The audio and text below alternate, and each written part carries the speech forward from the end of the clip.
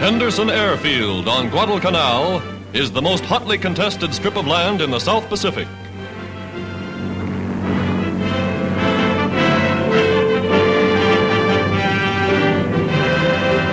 New runways, built by American soldiers with captured Japanese equipment, are inspected by the Marine commanders. Air Cobras, fighter planes, are constantly on patrol. For 5 months, the Japs have tried to win back this vital outpost. But their transports, bombed and beached, lie wrecked on the sands of the Solomon Islands.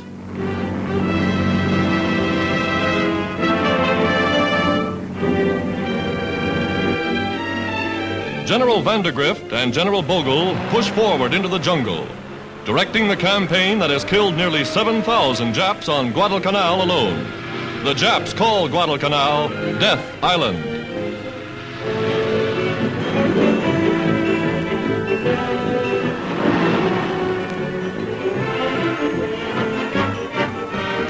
Supporting the infantry, the Marines' big amphibious tanks bring up supplies over any road, or through no roads at all.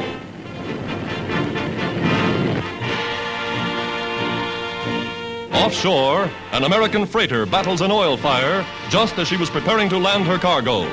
Calmly, the Marines fight the flames.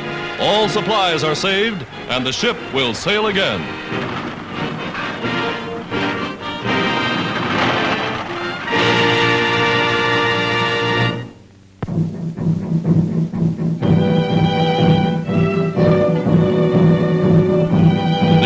Americans, American Indians, show their true patriots when a troop train pauses here on its way through the far west.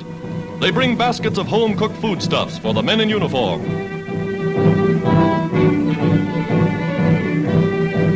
They're proud of their honor roll. 700 Indian boys from one small county are serving with America's armed forces. In their workshops, Navajo women, famous for their handicraft, make gifts and games for Red Cross packages.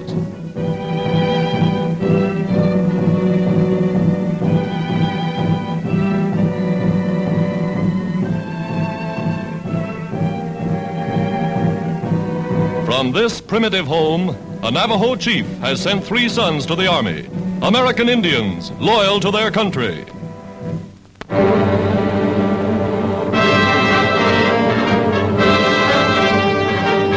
The air transport of tomorrow becomes the reality of today. The Constellation, America's newest land-based cargo plane, is ready for her first flight.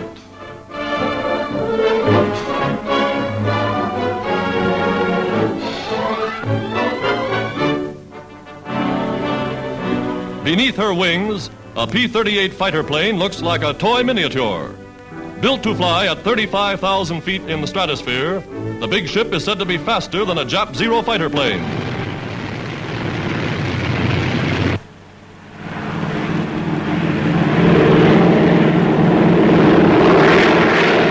Four powerful engines lift the Sky Giant aloft, a plane that can cross the American continent or the Atlantic Ocean in 8 hours with a full load. Forerunner of a mighty fleet.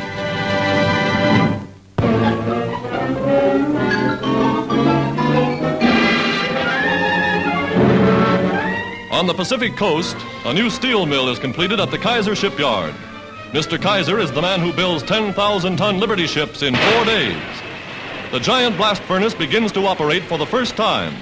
No longer will they have to transport materials all the way from the big eastern steel mills. Now they'll make steel plates for steel ships right on the spot.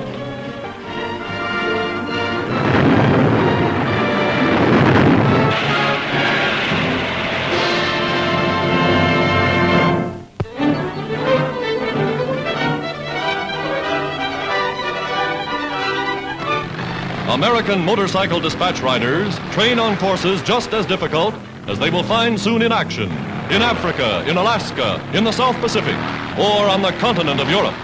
For following these tests, they're off to battlefronts around the world.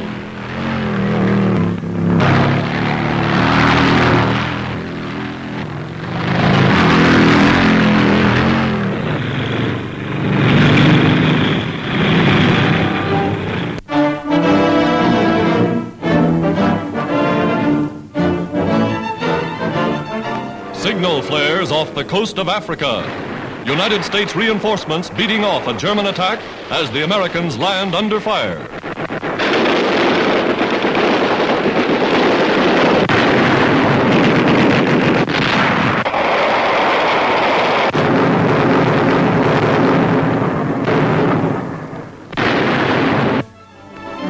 On land, they take Nazi prisoners, many of them valuable flyers in Goering's Luftwaffe. Sent out of the country in transports, they go to prison camps. Their days of raiding over.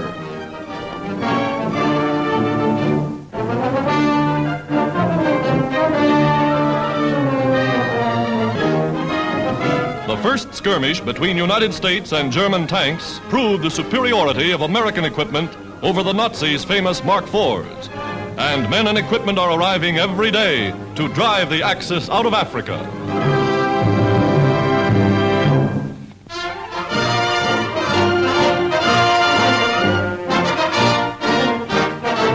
A treaty restoring to China full sovereignty over her own soil is signed by Chinese Ambassador Dr. Wei Daoming and the American Secretary of State Cordell Hull.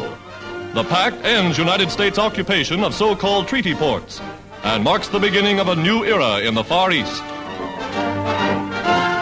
In China, America is giving Chiang Kai-shek all aid possible. Giant transport planes speed Chinese troops to far-flung battlefronts. Troop movements that formerly took months, now men are hurled across mountains in a matter of hours. American planes and American equipment helping China beat the Jap.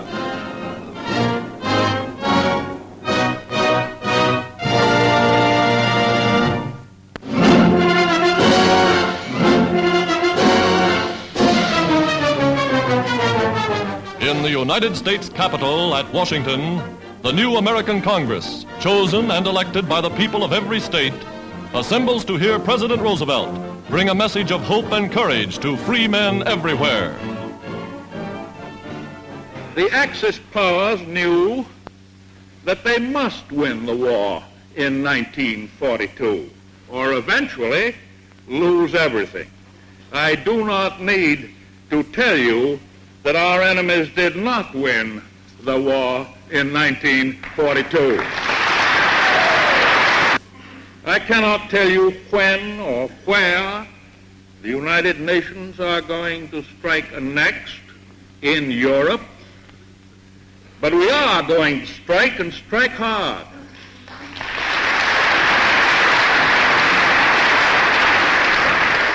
I cannot tell you whether we're going to hit them in Norway or through the Low Countries or in France or through Sardinia or Sicily or through the Balkans or through Poland or at several points simultaneously.